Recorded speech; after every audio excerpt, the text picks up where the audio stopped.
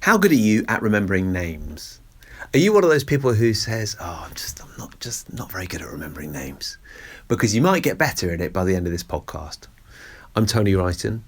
This is Zestology, the podcast all about energy, vitality and motivation. And it's the kind of motivated inspiration bit that we're focusing on in today's podcast with Jonathan Levi, who's an absolute expert at remembering things and teaching other people about memory. He's a SuperLearner. That's the only way to put it. And he's going to teach you to possibly be a SuperLearner today on Zestology. I'm in the edit suite. I'm in the recording studio today. Normally I record these podcast intros out and about, but it's all been a bit last minute over the last few weeks, and that is because, being totally honest, when you've got a little one and the little one gets ill, everything just goes out the window. I feel really bad. I've had to, and not that ill, don't worry. It's like really kind of bad bugs and stuff like that, but thankfully no worse than that. But being someone who likes to be kind of fairly efficient and on the ball, I've just had to cancel everything over the last few weeks. So podcast interviews. I think I've cancelled 3 podcast interviews this week, just last minute, because if a baby needs a cuddle and a bit of attention, then they do, and that's that. And there's now 2 of us working, which means that there's kind of never quite enough time. And it's just been a really challenging few weeks, hence the fact that I haven't had loads of time to get out today, stroll out and about and record a podcast intro, which is what I like to do normally. I feel better when I'm out and about. And I've had quite a lot of feedback from people who say they like it when I'm out and about and recording podcasts. But today I'm in a windowless room with soundproofing on the walls, and that will have to do. And hopefully I'll have a little bit more time next week and he will be a little bit better and we'll all be back to normal. But there you go. These are the challenges that come along with parenthood and everything else that I've spoken about a few times on this podcast. So here we are talking about super learning today. Jonathan is an author and entrepreneur, and since 2014 he's actually one of the top instructors on Udemy, pretty much the top one. Very successful. So as well as his books, he kind of teaches a lot of courses, and his thing is all about learning. So learning more, learning faster, improving your learning skills. And his book is called Become a SuperLearner. And it's bestseller, I think, as well. And I wanted to basically find out how we can do better at remembering names. Can you remember his name? Don't look at your screen. It's Jonathan. And I have a kind of technique for remembering names that I sometimes remember to use and sometimes I don't. But I just love learning in general, and I think I could definitely get better at it. So I started this podcast because of health issues, really. I wanted it to be about kind of energy and vitality because I didn't have any. But I also wanted it to be about living an inspired, motivated life. And this podcast definitely falls into that category. So enough of me in a windowless, airless, dark room. Let's become a super learner.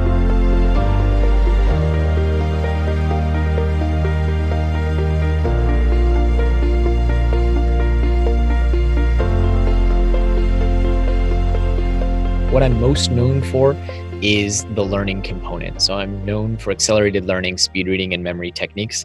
All this despite the fact that I've never competed in a national memory competition. I've never won a world record in speed reading. But what I consider myself to be very good at is learning things and then teaching them to others, and specifically understanding learning, because I come from a place of really struggling as a learner. I had a very hard time learning growing up, not just in the classroom, but also outside. And so I think I come from this unique perspective of like, look, every learning challenge that you could imagine, besides dyslexia, I lucked out on that one, but every other learning challenge you could imagine, low self-esteem, not understanding, having attention deficit disorder, depression, like I've been there.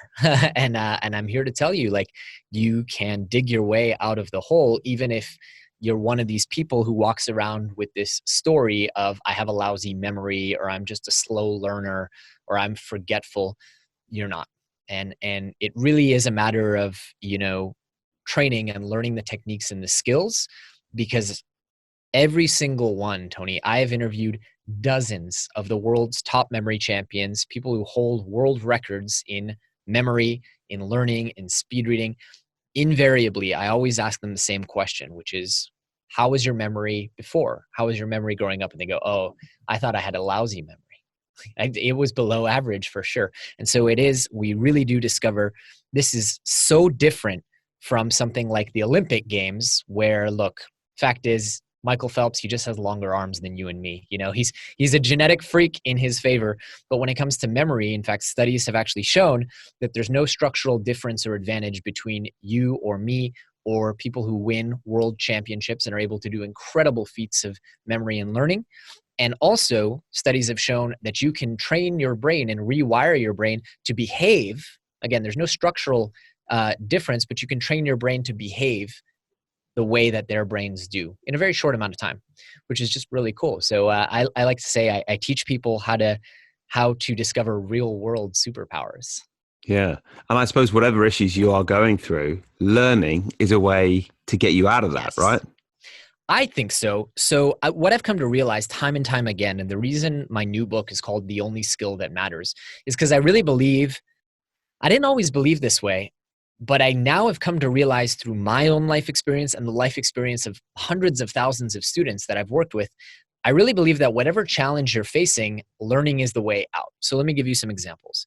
You're going through depression, okay? You would think, what does learning have to do with depression? Well, it's about learning, first off, what are your options for treatment?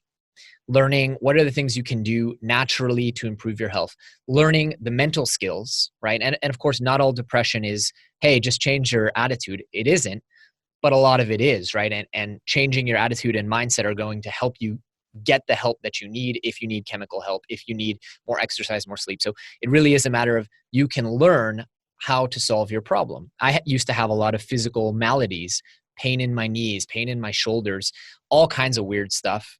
And after I learned how to speed read and I learned about these memory techniques and learning techniques, I just read a ton of books, like scientific books, medical books, and I discovered that I'd been literally moving my knees wrong all my life. And I'd been doing the wrong exercises in the wrong way. Fix that, boom, no more knee pain. You know, a couple of days ago, I squatted 100 kilos 3 times. Professionally, I think it goes without saying, right? 6 years ago, I knew nothing about podcasting, online courses, writing books, marketing myself, public speaking. Today, I have, top ranking products in every single one of those fields. And again, invariably, what I do is I go, okay, I have a problem. I want to do X. What are the skills I need to do X? And I'll give you one more example, which I just think is fun because it isn't all about accomplishment or money or success. I was single, Tony, for 9 years. And it was because I had limiting beliefs. I had some bad habits, bad behaviors. But for those 9 years, I said, oh, I just haven't met the one. I just haven't met the one. I remember telling friends and even telling, a coach that I was working with, like everything else in my life, the more effort I put in, I just get results. I learn, I change my behavior. But this, it seems like the more effort I put in, the further away it gets, right? You're trying too hard. You're getting desperate. But then I realized, what if I treated this not as this passive thing that like, I just have to wait, when the time comes, it'll happen. I said, what if I treated this like every other problem I've ever solved in my life? And I said, what do I need to learn in order to fix this problem? Because I believe every time you learn something, you kind of become a different person. It's like Alice in Wonderland. Like, I can't go back to yesterday because I was a different person then. And so I said, like, what do I need to learn? So I started reading books, going to lectures, talking to coaches and interviewing people. And I just did what we in the SuperLearner methodology call brute force learning, like learning in every different angle from every different way. Instead of just focusing on one resource, I tried to learn as much as I could from as many different sources. 3 months into changing my mindset about this from I just need to wait until I meet the one to I just need to learn what it is that a man in a healthy, happy, loving relationship knows. I met my wife. We're now happily married and I'm in the healthiest relationship I can even imagine. And it literally came down to, and by the way, still comes down to, right? I think like in my vast experience of being married for only 7 months now, But what seems to work in my marriage is constantly learning and learning how to improve myself and learning how to communicate better. And it really is like, it just comes back. It's the only skill that matters. If I Yeah, can yeah, learn effectively, there are very few things you can't do. yeah. Elements of your story there that rung very true with me as well. Yeah, I mean, definitely learning how to be in healthy relationships, how to kind of deal healthily with mental challenges. That's Yes. a crucial component of learning. Let's get to the Yeah. nitty gritty then. How do Yeah. we hack our learning and reading and memory skills? But maybe we start with learning. Yes. Well, I want to add just one more thing back on there. I recently heard an amazing lecture about how we can coach others, even if we're not coaches. And one of the most powerful tools that they gave was just changing someone's behavior or speech. Instead of saying, I can't X, you just add the word yet. Because all you've done is you've now opened it up to possibility. So like, I can't remember 250 people's names Yeah. yet. And it changes everything. And that's why I think the skill of learning is so amazing, because I can't you run 100 empower people. meters in 10 seconds yet. Yet it changes everything, because now all of a sudden it's like you change it from this finality, right? To and that's what we discover when we give people this gift, and we'll get into the exact techniques. It's like, I don't know how to write Python code yet, but now I'm in a, I'm a confident learner. So there's a lot to learning, right? Human beings are the most sophisticated learning machines in the history of the universe that we know of so far. And so there's a lot that is involved in learning. There's how do you prepare for the learning? How do you structure? So many people just fail to plan and therefore plan to fail, right? Like, what is going to be my learning schedule? Basic stuff. What am I going to do when I get off track? There's changing your mindset around the resources you consume, because a lot of people, our education system teaches us like, okay, Tony, here's the textbook. It was written by the same guy who's going to give the lecture tomorrow. So it's really the same thing, and this is the resource and you need to learn it this way. But that's not how actual learning works. I always make the joke, like, do you want to have open heart surgery from a doctor who read just one book 3 times? Yeah. Or do you want to have open heart surgery from a doctor who's experienced 50 different ways, seen it on YouTube channels, been in the operating room, heard different lectures, gone to conferences? Of course, you want the person who has this rounded out learning and has learned it from every possible angle. So that's something we call brute force learning, and really giving people the permission. Like, so many times students tell me, they go, well, I tried to learn, let's use the Python example. I tried to learn Python and I took this online course, but I didn't really get it so much, so I just gave up. And they think, if I didn't get it from this one course, well, I'm screwed. But that's not how learning works. You need to learn it from as many possible different angles. So it's giving people permission. Like, it's okay to not understand it the first time. You can expect to learn something once. From there, we go into memory techniques, right? How does your brain actually work? And how can you make things sticky for your brain, make them memorable, and make it so that learning is fun, right? Because there's nothing fun about rote memorization and flashcards. It's a lot more fun to come up with crazy imaginary pictures and use mnemonic devices and techniques and memory palaces and do all this kind of crazy stuff that makes learning fun, entertaining, engaging, funny even. From there, there's spaced repetition, right? There's this myth, which is propagated and reinforced, that you learn something once, you review it a little bit, you take the exam, and then you're supposed to just remember it forever. And it doesn't work that way, right? Our brains are hyper efficient. They consume 20% of our resources, being only 2% of our mass, but they're still hyper efficient. And so they know if you're not using something or periodically reviewing it, they forget it, because that's what, it's the same thing as like, periodically you got to clean house. And that allows them to be more efficient. So if you want to remember something, you need to periodically review it. People often ask me if you could change one thing about the education system. I it's hard for me to answer just one thing, but one of my top things would be, why do we only get quizzed on something once? Like, I'm actually pro exam. Exams are great. Tests are great because they tell your brain, they set high stakes for the brain and say, we're going to use this information.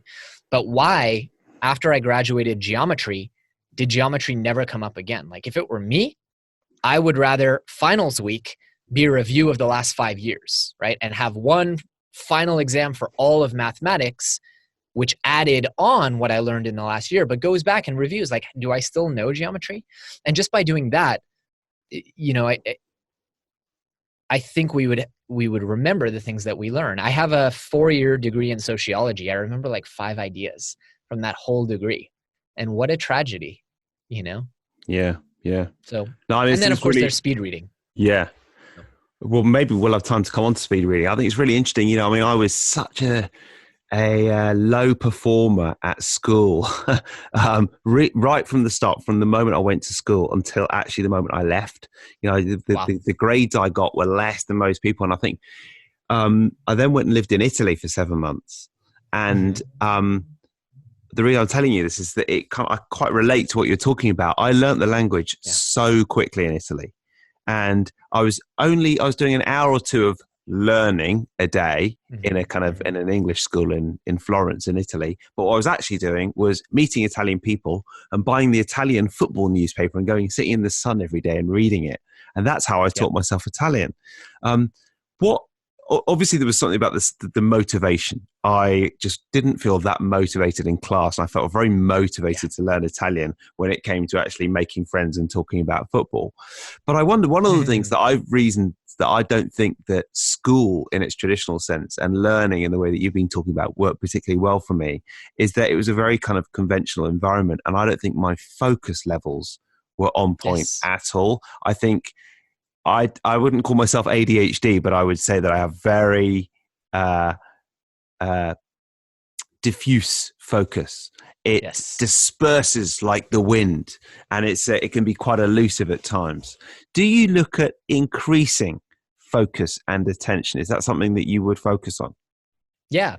So we know from some seminal research by Malcolm Knowles in 1955, he published a theory of andragogy, which means adult learning. And this wasn't like crazy science measuring the brain. This was just a man who had devoted his entire life to educational curriculums at various universities and organizations. And he just, after years and years of watching people learn, came up with these principles of like, what does it actually require for a mature brain, right? Like not a 5-year-old. What does it require for a mature brain to actually learn? And it's super simple. I'll tell you these and you'll be like, yeah, that makes sense. Adults need their prior knowledge to be harnessed, right? They need to know that what they're learning is involving things that they've learned before. Because otherwise it's like, I've never encountered a word in Norwegian before. Like, why should I care about this? So how does this connect to things that I already know?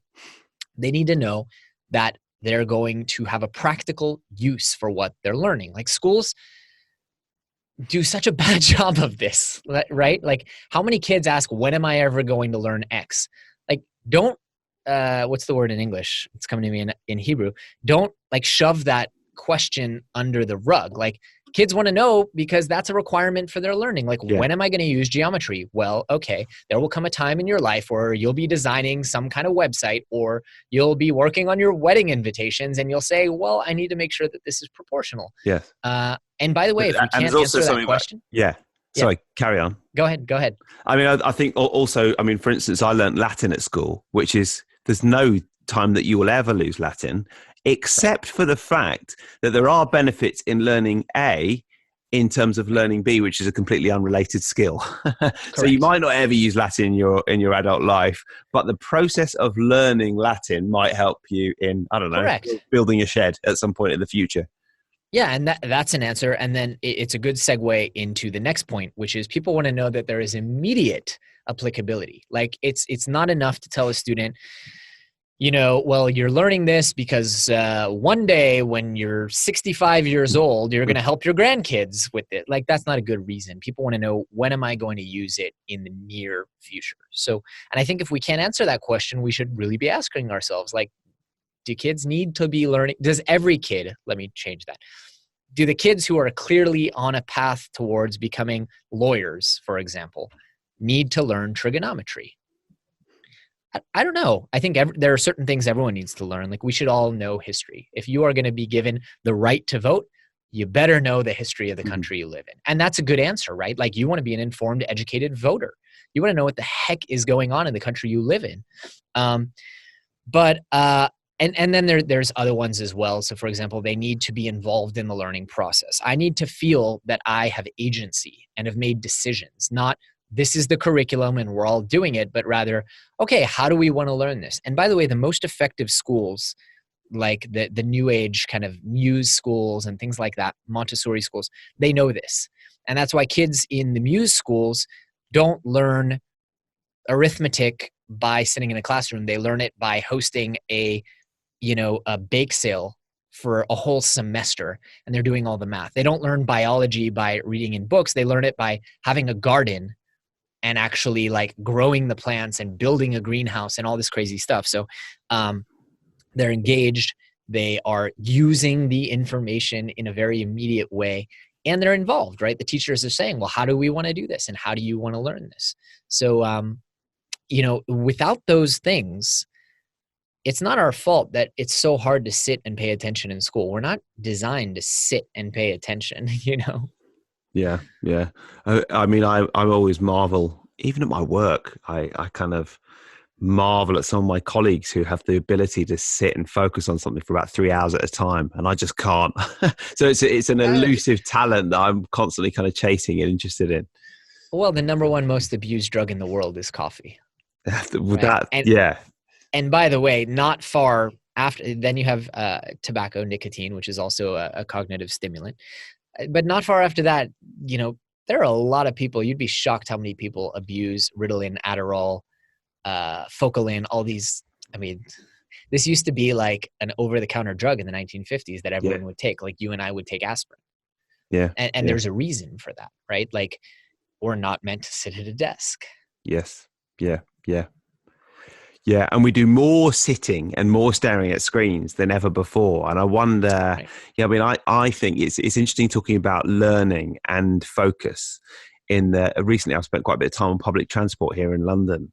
And more than ever, if you are, say, you're standing at a bus stop, everybody is looking at their phones these days. Correct. I'm not necessarily saying that's a bad thing because, for instance, I've got the Kindle app on my phone. It's amazing. You open your book anywhere and it'll even sync up with your actual Kindle. But I also think that the process of being on your smartphone means that your attention tends to be very diffuse and you're jumping from one topic to another, and you might be reading your book and then you get a message and then your attention is gone. So actually these skills are probably more important than ever before. I agree. And recent research has discovered that we are actually, because the human brain is an adaptation machine, it'll adapt to anything. If you want to be a musician, your brain can adapt to that. If you want to be an athlete, your brain can adapt to that. And if you want to be a heroin addict, your brain can adapt to that. And on that topic of being an addict, the scientists are discovering that this constant stimulation is making us unable to just sit with our thoughts. Meaning, okay, fine. Like you're sitting in a restaurant, your friend gets up to go to the restroom. What's the first thing you do? Check your messages, right? You need to be entertained or engaged every waking moment. And what happens is you are training that ability, or in another way you could put it, you are kind of atrophying your inability to just sit still and not be entertained. And so when it comes time for you to sit down and, write that blog post that you've been meaning to get to, you literally have trained and reinforced this skill of not being able to pay attention. Because all it is it's just neural pathways, right? It's just what muscle are you training?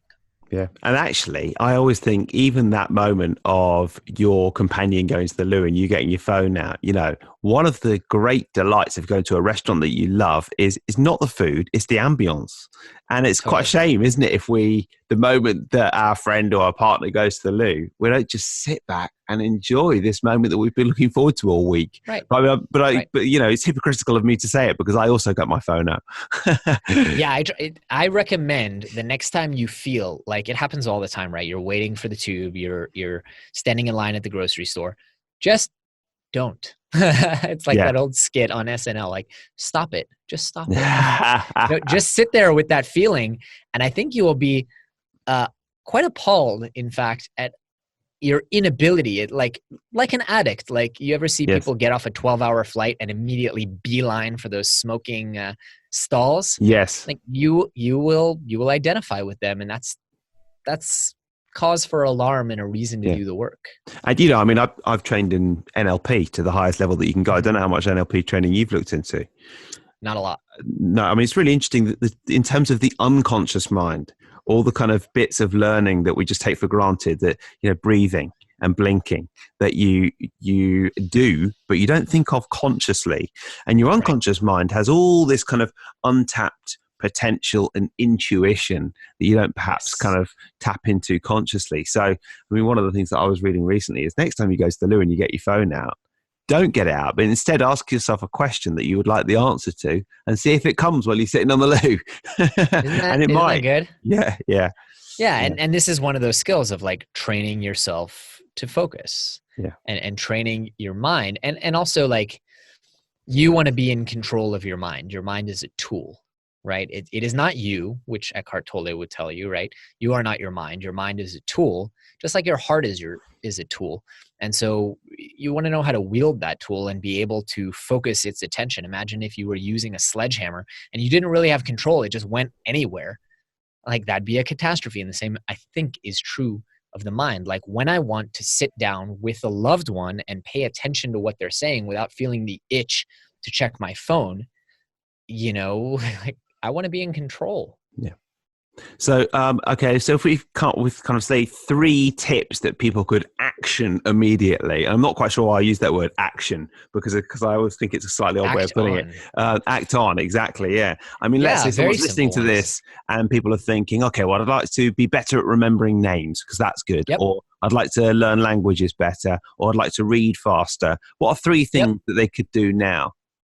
I can give you one that's really powerful and has 3 components. So anything that you want to remember, very, very simple formula. 1, create pictures in your head, right? So come up with a visualization. And this is the same way that the world record holders that we talked about earlier do it.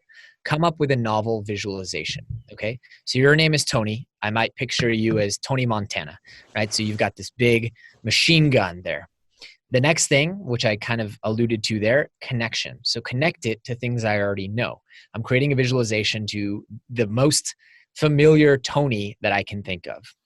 And number 3 is location. So if I'm doing a lot of names or I'm doing sequential data, I want to put it into what's called a memory palace, meaning I take that visualization and I put it in a structure, whether it's my house, my office, the city that I live in, and I organize the data in a very specific way.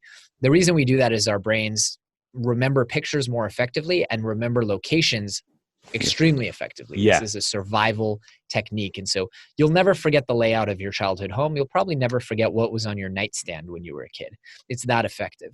And so pictures, locations, and connections, that will allow you to remember pretty much anything you need for weeks on end. The second or third tip, depending on how you count, is systematic review, right? So it is not enough, and you can go up to a memory champion. That's a key one, isn't it? It really is. And I've asked a ton of memory athletes about this. You know, how long do you remember this stuff? You memorized 38 decks of cards yesterday.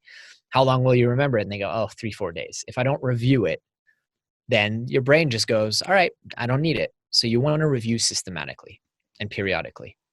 Yeah. I mean,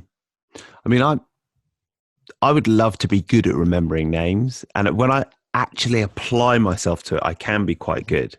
But long term, I'm not that good. And there's a third component, which you haven't mentioned, which might not be in one of your courses, but that is also sometimes I just make a note on my computer of my neighbors' names. Does that come under systematic review? I don't know. Well, if you create these visualizations, they become so vivid that you'll almost never forget. Names particularly, because our brains, names and faces are a very special thing for us, unless you have face blindness, which everyone loves to say, oh, no, I have face blind. No, you don't. Like, it's an infinitesimally small percentage of the population that has this. But for the rest of us, our brains can actually recognize a face and the expression on it in 150 milliseconds. Like, there's everything else that we can remember. And then there's locations, names, and faces, which are survival advantage, right? You need to know immediately, is this person someone who is going to harm me or not, right? And so I mean, there's this whole idea of Dunbar's number in sociology that like you can really only maintain active relationships with 50 to 150 people, but you can know tens of thousands of names. And recently, this is crazy, names and faces. I was watching The Devil Next Door on Netflix, and you see these people who were in Treblinka during the Holocaust, and 60 years later, they remember this guy who was there and was the guard, and they're able to point to the picture and be like, that was the guy, and he did this, and he shoved me into this place. And it's like, we really remember faces. Yeah. And so what you need to do is just create these associations and pictures. You should be able to do it. I think one of the biggest problems with names and faces is people just assume they're not going to remember, so they don't even listen. Yes. So that's really the third tip, which should be the first tip, is actually listen. And one trick that I like to teach people to make sure that you actually listen is always repeat the name. Don't repeat it 7 times. That is unnecessary. But just, hi, nice to meet you. I'm so-and-so. Okay, Tony, nice to meet you. And then if you're unclear, because when you do these memory techniques, you will remember. And one time I misheard, I heard Karen, but her name was actually Sharon. And it was like game over, because for like a year after that, it was Karen. So I often check and I'll be like, you said Sharon, or ask like, oh, how do you spell that? Yeah, because in that moment when you meet someone, I think a lot of people, a lot of us are very focused on the social interaction of the moment when you meet someone new. Yes. You're focused on making a good impression. You're not at your most relaxed. You're not really in a learning frame of mind. And therefore, the stress of a new social interaction means that you're just in the worst possible place to actually remember someone's name in the first place. Totally. And that's why I repeat the name and make sure that I heard it. That's good. It's become a habit for me, because it's kind of like, this idea of like pointing and calling in Japan. They do this thing on the subway where it's like the person has to point and call. So like, instead of just saying, oh yeah, I opened the door, or oh yeah, there's no one stuck in the door, they actually point and go, door is open, red light is on. And just that activity of actually saying it out loud and making it a habit has eliminated accidents for the most part. And so it's the same thing. It's like when I meet someone, I shake their hand and I say, nice to meet you, X. Yeah, great. That's really good. I'm going to be doing that. Awesome. Now, what is one book that you would recommend, Jonathan, and one tip for living with more energy and vitality? This is something I've asked everyone on Zestology. Looking forward to asking you as well. One book and one tip. So I'll avoid the temptation to recommend my own book, though I do recommend people check it out. Yeah. I think a really important book that every human being should read is How to Win Friends and Influence People by Dale Carnegie. It's like a seminal book for me in just understanding how to be in the world. And I try to read it every few years. Again, I've probably read it 10 times at this point. But I think it's he was the original name rememberer, wasn't he? The original, yeah. He says, remember that a name is, let's see, what is it? Remember that to that person, their name is the sweetest sound in any language. Yeah. It's very, very true. It's very powerful when someone remembers your name. And the other thing I've noticed is I've got 1 or 2 colleagues at Sky, and they're very good. And I mean, I'm a new parent, so maybe I'm just kind of more tapping into this now. They're very good at remembering the name, the name of my baby, but everybody else's kids as well. That's a sweet sound as well, isn't it? I mean, what a lovely thing to be able to do, to remember your friends' kids' names. Yeah, they're, of course, I'm going to forget. The memory expert is going to forget. But someone once told me it was Keith Ferrazzi, and he said people connect on, I think it was 4 C's or 3 C's. One was career, one was community, one was he had some word, C word, which actually meant health, and the 4th was children. Right. Yeah. Like if you want to get into someone's heart, you serve one of their 4 C's. Help their career, help their community. What was this? He had a great, I remember thinking he's talking about health, but he did a really good job making it health. It was, I don't remember at this point. Yeah. Children. That's a good one as well. Yeah. And the Dale Carnegie, just back to Dale Carnegie, I think that, I read that book years ago and I actually got a lot from it. But I think that people who haven't read it, or even just a lot of people in general, their hackles would be slightly raised by the title. And you'd think, it sounds a bit needy and a bit keen. But actually, it's very worthwhile, that book, isn't it? Yeah, I've heard people get a couple pages in and be like, "This is so phony and so fake." But you got to realize it's actually not phony and it's not. He's not saying to do the like. I had a friend who read it and he's like, "Come on, there's a chapter about smiling. Like that sounds so freaking fake." And I was like, "No, no, you got to. It's not fake. It's literally like he actually means do it from the heart. Like be the kind of Yes. person who Yeah. smiles when you meet someone. Don't just do it because it works. Do it because it's become that person, right? Become that person who doesn't criticize, condemn, or complain other people. Yeah. Like, Yeah. don't have the thought anymore. So you got to realize like he's not giving you tactics to be an actor and use these tactics to your advantage. He's actually telling you how to be a better person and embody these things. Yeah, yeah. It's funny you say that actually, because just on the family theme, I went to a baby group for the first time yesterday, and it's basically like a load of babies and a load of mums and me sitting around, kind of singing songs with their babies, and I was kind of the heart slightly. There was one other dad in there who I kind of exchanged sheepish looks with a few times, but the Yeah. heart slightly sank when I walked in, and the woman running it was kind of very young and Mhm. hugely enthusiastic and very sweet. And I did say to Faith afterwards, you can't fake that. You just cannot No. make up that level of enthusiasm and sweetness. I know it's her job and she's probably making money for it as well, but she was just so great at it and threw herself into it so wholeheartedly. And it was like watching a children's TV show, but she really meant it. So that's fine. So I think Yeah. that's what you're getting at. And it's funny because we were just having that conversation yesterday. Exactly. Yeah, you can't fake that. Like we've had millions of years of evolution to be able to look at someone and see if they mean us well. I mean, Yeah. like that is the definition of survival advantage. This whole idea that you can't like, it's not fair to kill another human being because you disagree with them. That's like a really new idea in human evolution, right? Like up until 15,000 years ago, if I didn't like what you said, I'd just whack you over the head with a club, you know? And so like for millions of years, we needed to be able to look into someone's eyes and go, I don't feel good about this person. There are theories of evolution which would radically disagree with you on that one. I interviewed You Chris. think? Yeah, yeah. I interviewed Chris Ryan, who wrote Civilized to Death, and he also wrote Sex at Dawn. And I interviewed him a couple of Yeah. weeks ago. And his whole theory is that when we lived in small foraging communities, so Yep. pre-agriculture, once agriculture happened, everything changed. But Hmm. pre-agriculture, we all got on really well. We all had sex with each other. Yeah. We all had loads of kids and nobody really cared. And we ate abundantly and we did a tiny bit of work, but most of the time we just lazed around. There was no real need Agreed. to fight each other. And yeah, it's quite interesting actually. I mean, in terms of like, if you were a fighter, you would be ostracized from the tribe and the rest of the members of the tribe would let you go or Yeah. deal with you because you were the fighter. Because it didn't, that Yeah. I'm a wasn't big part fan of the of community.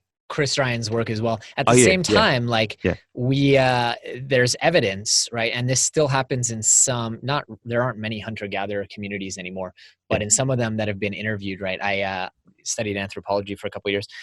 They have this idea that like, as soon as you're not useful to the community, whether you become injured or yes, you get old or you just aren't sharing your food because you become selfish, like that it's a service to the community to just, there was even there one you go. interview with Yeah, this yeah. like Amazonian tribesman and he was like bragging to the anthropologist. He was like, I'm the best. I come up right behind them. They don't even know I do it, you know, so quickly. I don't hesitate. There's no suffering. Like Yeah. I have saved this tribe so much hassle by just offing people. Right. Yeah. Yeah. And of course, I suppose the definition, I think pretty much, I don't know if it's the official definition, but the definition of civilization is it's a community that looks after people less fortunate than ourselves, Yes, potentially, you know? agreed.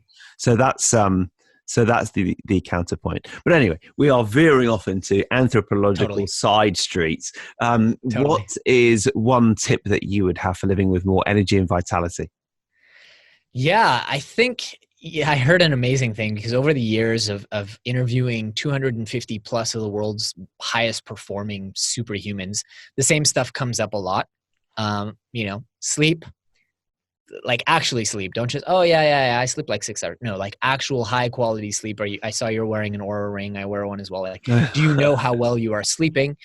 Um, nutrition, exercise. So here's my tip, because I heard this and it was a really, really great, it was in a lecture recently.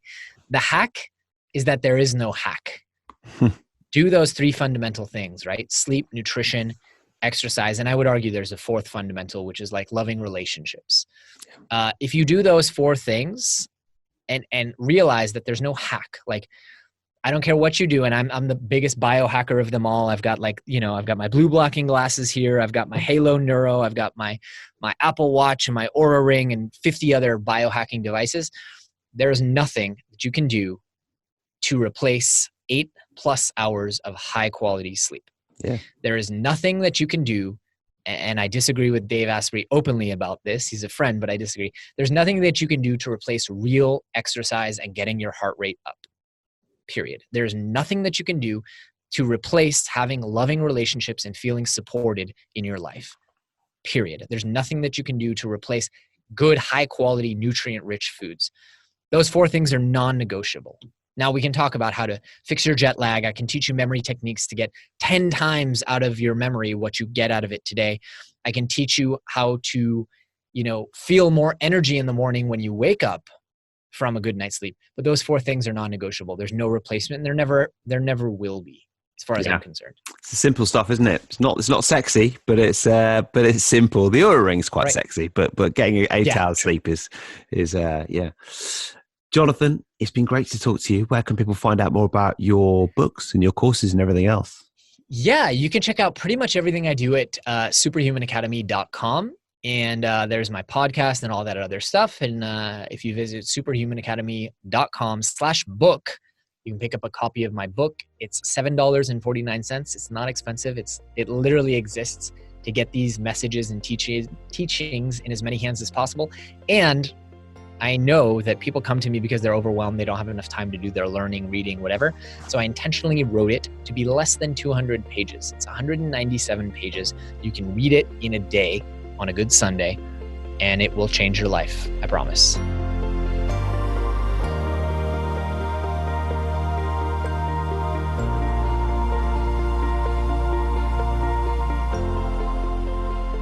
Thank you to Jonathan, and thank you for listening to Zestology. If you would like my 3 Zesty Things newsletter, some of the stuff I've been getting up to on a weekly basis, that goes out every Monday morning, and you can head to tonywrighton.com and sign up for that. And if you'd like to check out my new side project, my new side hustle, my passion project, I've started a site about histamine intolerance. I know, I'm loving it.